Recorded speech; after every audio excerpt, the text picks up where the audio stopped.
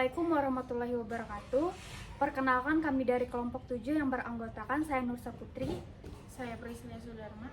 saya Nikmati Husna. Saya Lilis Nurasana. Di sini kami akan menjelaskan materi mengenai kebijakan moneter dengan media pembelajaran papan tempel untuk memenuhi tugas mata kuliah perencanaan dan pengembangan perangkat pembelajaran ekonomi yang diampu oleh Bapak Dr. Ananda Setiawan MPD. Di sini saya akan menjelaskan pengertian kebijakan moneter. Kebijakan moneter adalah suatu kebijakan ekonomi pemerintah di mana bank sentral sebagai pemegang otoritas utama dalam menstabilkan jumlah uang yang beredar atau mengandalkan jumlah uang beredar demi tercapainya kestabilan ekonomi. Di sini dapat kita lihat bahwa negara akan mengalami suatu istilah berupa inflasi dan deflasi.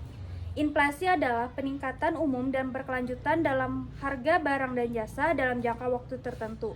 Saat terjadi inflasi yang berlebihan, bank sentral akan menggunakan kebijakan moneter kontraktif untuk menstabilkan harga dan mencegah inflasi yang berlebihan. Selanjutnya itu ada deflasi. Deflasi adalah penambahan nilai mata uang, antara lain guna untuk pengurangan jumlah mata uang kertas yang beredar di masyarakat, guna untuk mengembalikan barang jasa yang turun. Nah, yang kedua itu ada diskonto. Diskonto adalah kebijakan bank sentral guna menambah atau mengurangi jumlah uang beredar di masyarakat dengan menaik turunkan suku bunga umum. Baik, selanjutnya adalah untuk operasi pasar terbuka. Hal yang dapat dilakukan oleh kebijakan moneter pada saat inflasi yaitu menjual SBI. Apa itu SBI? SBI adalah sertifikat Bank Indonesia. Kenapa ia harus menjualnya?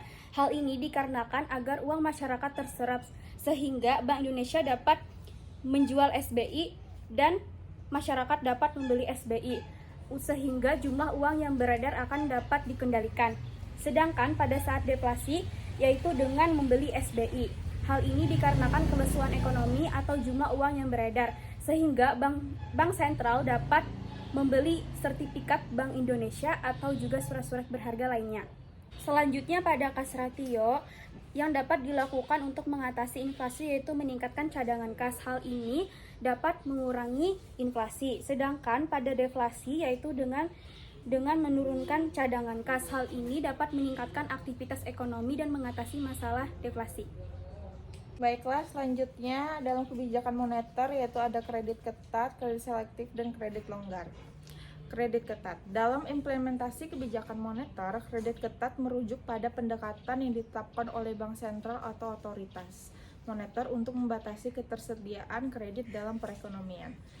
Pendekatan ini seringkali melibatkan berbagai instrumen kebijakan yang dimaksudkan untuk meningkatkan biaya pinjaman atau menempatkan kendala pada akses terhadap kredit.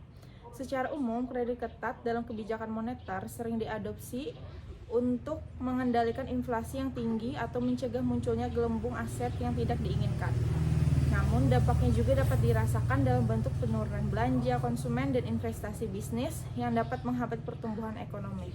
Oleh karena itu, bank sentral harus mempertimbangkan berbagai faktor ekonomi dan sosial dalam menetapkan kebijakan kredit untuk mencapai keseimbangan yang tepat antara inflasi dan pertumbuhan ekonomi yang berkelanjutan.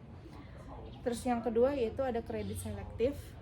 Di dalam kredit selektif, kebijakan moneter mengacu pada strategi di mana bank sentral atau otoritas moneter memanipulasi ketersediaan kredit dengan cara yang lebih terarah atau terfokus. Tujuan dari kredit selektif adalah dalam kebijakan moneter untuk memberikan stimulus yang tepat kepada sektor-sektor ekonomi yang dianggap penting bagi pertumbuhan ekonomi secara keseluruhan. Terus yang terakhir yaitu ada kredit longgar.